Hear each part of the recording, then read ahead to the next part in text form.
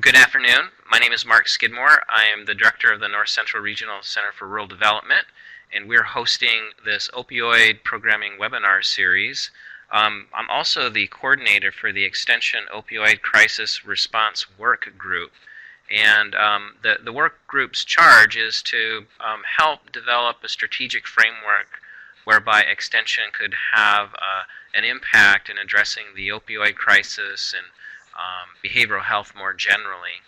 And so we've been, one tack is to try to get as much information and evaluation of different programs, quality programs that are being used right now in Extension, and seeing if others might be able to learn about those and see if it's a good fit for their needs and capacity in their respective states. This next webinar is, and it's actually our fifth, is Community Assessment to Promote Behavioral Health Planning and Evaluation. You can see on the page there, there are several other presentations that we've had on webinars with recordings. And you can go to this link right here to get those recordings, learn a little bit more, and also do evaluations. Just at the end of this webinar, I'll pull this link in, and then I hope that you'll take a few minutes to take a few minutes to complete that and offer your feedback on the program. So, community assessment and education to promote behavioral health planning and evaluation is a we're going to refer to it as CAPE, was a program that was funded by SAMHSA, the Substance Abuse and Mental Health Services Administration, in collaboration with the USDA. It was organized and administered by the Rural Development Centers, with the NCRCRD taking a lead role. John Leatherman, our presenter today, was a part of that grant and helped develop this new curriculum that is really a compilation of lessons learned from the grant and working with communities to help them identify information about what's happening in their community with regard to behavioral health and empower them to address some of the challenges they face. And so with that, I'd like to introduce John. John is a professor of agricultural economics and extension. He's within Extension as well at Kansas State University. And so with that, I'll remind everyone that if you have a question or a comment, you can type it in the chat session, and I'll pass it off to John. John, thanks again for preparing this and doing the webinar today. Well, thank you, Mark, for the introduction. And CAPE is the Community Assessment and Education to Promote Behavioral Health Planning and Evaluation. Mark had already indicated who our sponsors were. I'm not quite sure where the USDA logo disappeared to on this slide, but indeed the Substance Abuse and Mental Health Services Administration, United States Department of Agriculture, and the Regional Rural Development Centers co-sponsored this project. Just to give you a little bit of an overview of what CAPE was, it is a multifaceted, multi-year research and outreach initiative focusing on community behavioral health. There were numerous projects undertaken within this endeavor, and I've listed a few of them here: how leaders form views about community behavioral health needs, the sources of data that they use. There was a project that did an extensive social media analysis, a national survey of behavioral health literacy. We tested a couple of behavioral health surveillance systems and investigated a number of community innovations.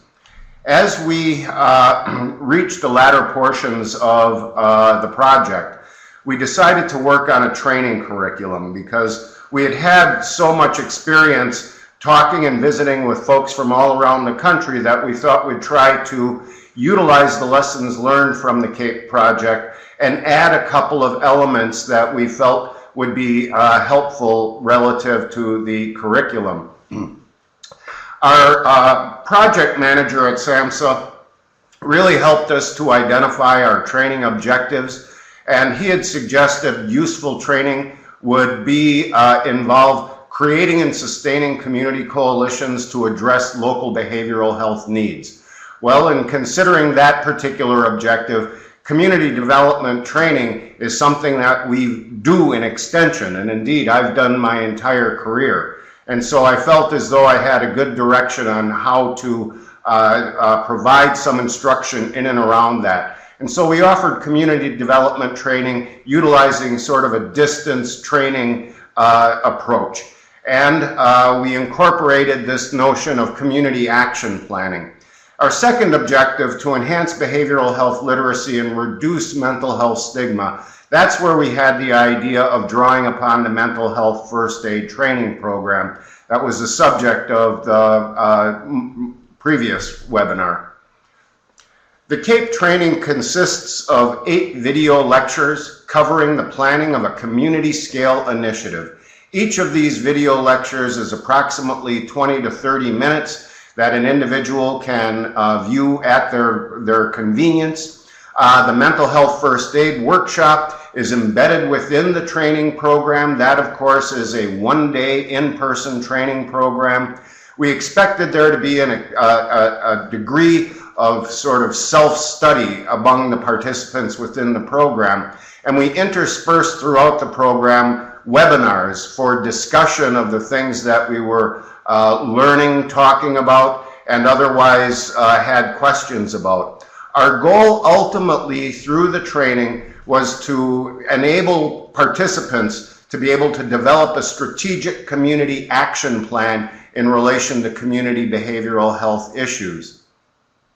Just to give you a little bit of a flavor for the video content, and the first couple of lessons, they were basically introductions and overview, first of behavioral health issues in the United States, and then we gave an introduction to community development in the training that participants would receive. From there, we started talking about community needs assessment, and we began by identifying a number of available secondary data resources, how to access them, and how to communicate the behavioral health information that is available. Our own take on it is that there's more data available than you can imagine, but there's also less data available that you might want. And so in our next lesson, we talked about the notion of gathering primary data within the community to sort of fill out the gaps that may exist in relation to local priorities. In our fifth lesson, still focusing on community needs assessment, we talked about identifying the relevant stakeholders, doing an inventory of community assets that are available, and reviewing the history of initiatives that had come before. From there, we began talking about the notion of public relations and how to build community coalitions. In our seventh session, we talked about how to engage the community and what effective public events look like and how to organize them. And then finally, we concluded our video training by talking about how to build consensus relative to priorities and action strategies going forward. And then finally, the notion of community action planning, which is really kind of the bottom line of what we're trying to accomplish in the community development training. What we did in discussing community action planning, we offered the challenge to essentially focus on the notion of creating and sustaining a community coalition to address behavioral health challenges, such as the opioid use problem. And what we did was we created this kind of worksheet, if you will. And it really amounts to a little more than extension program planning that many of us are well familiar with. And it's based on the logic model, logic planning model, which many of us use in our states and may have engaged in exercises to employ that model. Well, what we wanted to do is move away from that sort of academic jargon, and so we don't call it the logic model. We just simply call it community action planning. And through our worksheet, if you recall what the logic model looks like in its graphical form, What we did was we broke that all apart and asked a series of discrete questions and asked participants to think their way through that. And lo and behold, when all is said and done, if they've done a good job filling out the action planning worksheet, they have, in effect, a logic model. And as you know, a logic model is essentially the roadmap going forward that can enhance the probability of successfully achieving community goals. And so that was kind of the bottom line of our community action planning. Embedded in the training program was the mental first aid training program. And indeed, I won't spend a whole lot of time because we have another webinar dedicated to this, but essentially it's an international evidence-based training program that presents the notion of a first aid kit with application to mental health. As was pointed out earlier, it's a one-day, 8-hour in-person training program. There are a variety of variations on the training program, focusing on adults, youth, and other populations. It helps participants to recognize signs of behavioral health stress, and when they see those signs, to know what to do to be helpful with the individual they're encountering. It also has kind of the indirect benefit of addressing community stigma in and around mental health, because when people understand what they're dealing with, they tend to be less judgmental about it. And finally, for those participants who partake of the program, they are given a certification such that they may find some benefit. Essentially, the Mental Health First Aid Action Plan is sort of a 5-element plan to assess the risk of suicide or harm on behalf of the individual, to listen to the individual non-judgmentally, give reassurance and information, to encourage seeking the appropriate professional help, and to encourage self-help and other support strategies that may be available to the individual. Essentially, in my state, the cost of the program is minimal. It's essentially for a very, very nice guidebook that accompanies the training program, and perhaps a catered luncheon to the extent that that may become available. It's offered in my state for about $25 per participant.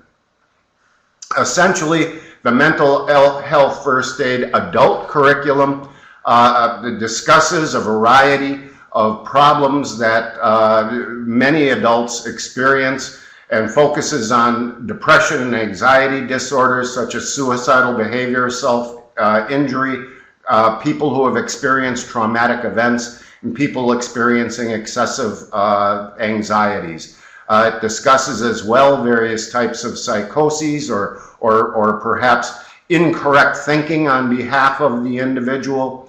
And finally, it focuses on substance abuse. Now, in working in sort of testing out our curriculum, it was initially pilot tested with a mixed group from Michigan and Ohio. We revised it based on the feedback that we received and the various kinds of glitches that we experienced. And then we offered it to primarily extension agents, but others as well, in West Virginia, Oklahoma, and Colorado. And in doing a fairly extensive evaluation, the evaluations did show that knowledge improved across both the community development and the mental health literacy dimensions. And I might just note parenthetically that having participated in all of the discussions in and around these trainings, I did not hear one question or issue raised that hadn't otherwise been addressed somewhere within the training program, which I take to be a sign that we were fairly comprehensive in our thinking about what was needed. We hope to continue doing this type of work. We see it as having a good deal of potential on behalf of the community to address not only behavioral health needs, such as substance abuse and the opioid problem, but we see that this can be of considerable benefit in terms of whatever a community may hope to achieve, where it requires some sort of an organized community scale effort. We currently have a proposal into USDA, essentially to redo the videos to enhance their quality and emphasize opioids. If you view the videos, you'll see that they're a little bit rough, and we would like to essentially enhance the overall quality and get them focused in on the opioid problem and some current issues that exist. We hope to produce 2 additional videos, one discussing alternative community initiatives that are being employed to respond to the opioid problem, and yet another video to present an opioid response action plan that I would essentially build and use as a demonstration of what we would hope could be accomplished. With regard to our mental health first aid training program, the notion is just simply to emphasize to a greater degree substance abuse without necessarily diluting or otherwise ignoring the broader behavioral health application.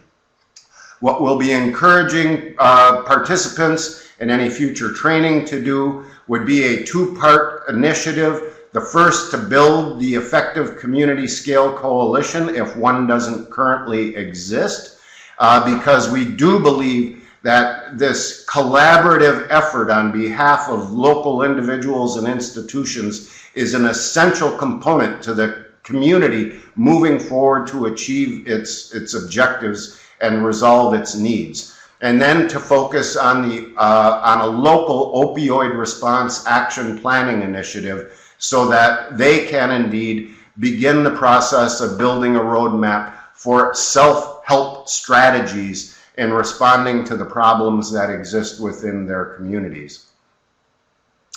I would just point you once again to the CAPE website. It's at healthbench.info. There you will find all of the videos that we've produced to date. You'll find a host of publications as well as extensive internet resources in and around broader behavioral health issues, as well as a host of training webinars that had been recorded and posted there. And then finally, should you want to talk with me about the CAPE training program, here is my contact information, and probably easiest is just to make note of the email address. I'm generally pretty well accessible via email almost anytime. So with that, I'll try to respond to any kinds of questions that may exist and talk about whatever folks like.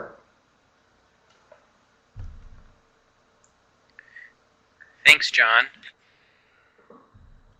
We'll wait and see if we have some questions being typed in here. So to summarize, this is really a curriculum that combines mental health training, mental health first aid training for individuals who may not have a background in the health arena, but are playing leadership roles in the community, and thus that would be a useful base from which to start building some sort of group to deal with these challenges, and then capacity building for the community to identify its challenges and move forward with the plan. Is that a fair summary? That would be a fair summary, and indeed, once again, oftentimes to advance the cause of the community, it does require some sort of organized collaborative action. And again, we are just trying to employ some best practices in community development programming with application specifically to mental health and substance abuse issues that exist within the community. It really is what I had always thought was kind of a brief idea of trying to bring the folks with expertise in mental health and health together with the folks in USDA who focus on working within a community to try to move it forward in some fashion. And the principles would be applicable whether you're talking about community economic development, organizing community recycling, or what have you. But what we do see, and what I've never realized, was the extent to which mental health and substance abuse problems in fact exist within our communities and really are in need of some sort of an organized response. And we are hoping that we can help communities to learn to help themselves more effectively in responding to those needs. Because the fact of the matter is that folks from outside can't come in and fix our problems. We have to be right there at the front trying to help ourselves. Thank you. Thank you very much for doing the webinar. I don't see any additional questions. Oh, I see a question here. Allison says it's a good summary. Yeah, I agree. Thanks, Allison. I've moved over the Qualtrics Survey link. And again, this is designed to help provide some information so that other extension folks in states can identify different programs that might be a good match for their capacity and the needs that they're experiencing in their state and in the communities in their state. So I really appreciate your feedback. Are there any additional questions from the participants? I don't see any typing. John, do you have any additional thoughts or remarks before we close? Well, I would just once again reiterate that I am available to discuss any thoughts or ideas if I can be helpful. And I'm actually sincere that if you think I can help, I'm more than willing to do so. Good. Thanks, John. And that's true for the NCR-CRD as well. We host the Health Bench website, and I'm glad to try to point people in the direction of resources that are helpful. Okay, I think then now's a good time to sign off. John, thank you again for the great webinar. Thanks to the participants. And we'll have one more webinar on Friday, and then one where a date is forthcoming. So the one on Friday is on June 1st, 2 p.m. It's about the Strengthening Families program. Okay, thanks everyone.